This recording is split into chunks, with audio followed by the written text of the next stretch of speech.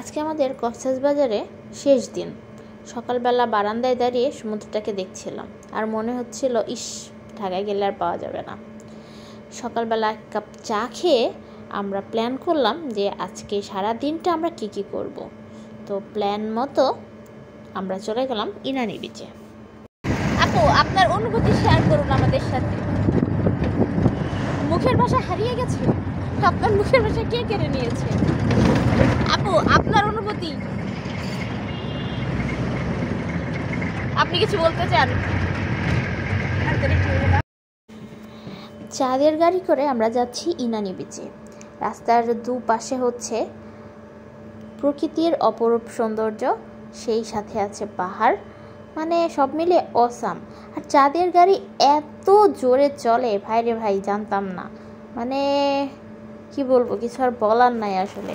গাড়িটা খুব দ্রুত চলছিল আর এ পাশে হচ্ছে মনে হচ্ছিল আমাদের সাথে পাল্লা দিয়ে আশেপাশের গাছ, আকাশ, বাতাস সব কিছু আমাদের সাথে একেবারে পাল্লা দিয়ে চলাফেরা করছিল।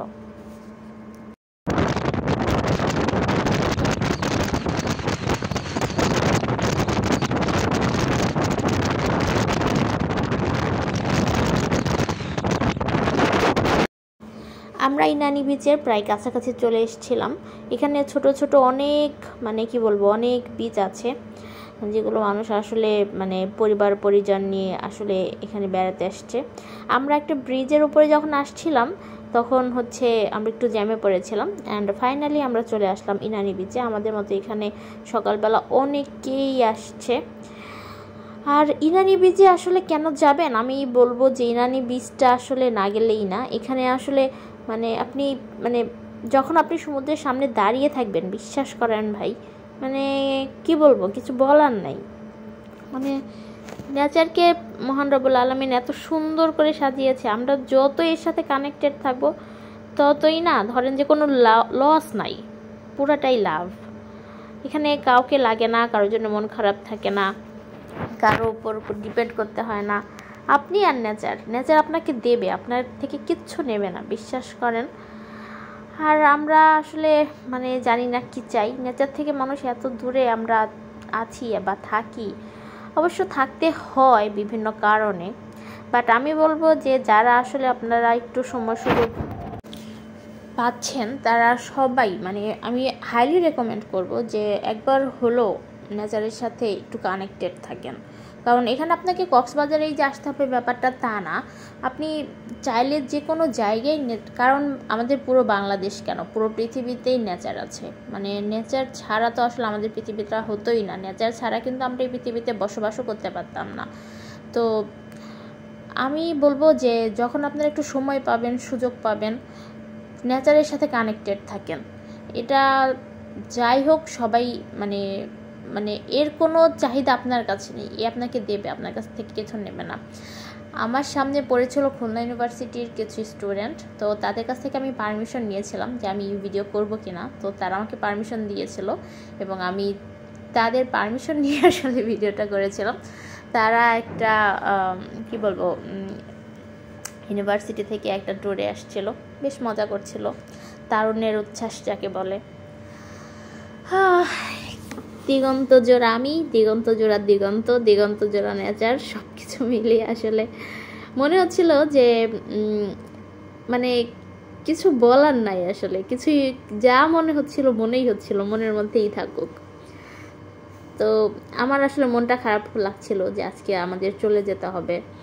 তো জানি না আবার কবে আসতে পারবো বা কবে আসবো, আদৌ আসতে পারবো কিনা। তো খুব মন খারাপ হচ্ছিল আজকে চলে যেতে হবে। তো এই সব কিছু মিলে আসলে কক্সবাজারের ট্রিপটা আমাদের অনেক দিনের প্ল্যান ছিল অ্যান্ড ফাইনালি এবার হচ্ছে রওনা দিতে হবে। রওনা দেওয়ার আগে কিন্তু আমরা ইনানি বিচ থেকে গিয়েছিলাম আরেকটা বিচে। এই বিচটার নাম হচ্ছে কাঁকড়া বিচ। কাঁকড়া বিচে গিয়েছিলাম। কাঁকড়া বিচে ওইখানে অনেক টুরিস্ট আছে। তো কাঁকড়া বিচটা হচ্ছে ইনানি বিচের একটু যেতে আর কতক্ষণ লাগবে, এই 20-30 মিনিটের মতো লাগে আর কি।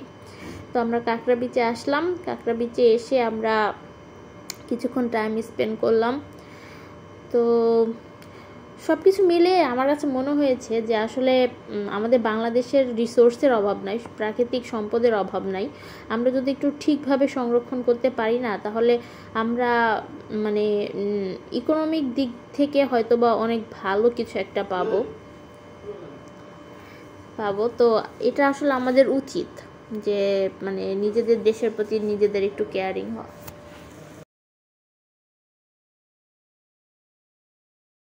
এবং ফাইনালি আমরা হোটেলের উদ্দেশ্যে রওনা হয়েছি, কারণ হোটেল থেকে আমাদের রেডি হয়ে তারপরে ঢাকার উদ্দেশ্যে বের হতে হবে। তো চলে যাচ্ছি, যেতে যেতে মনটা খারাপ লাগছিল।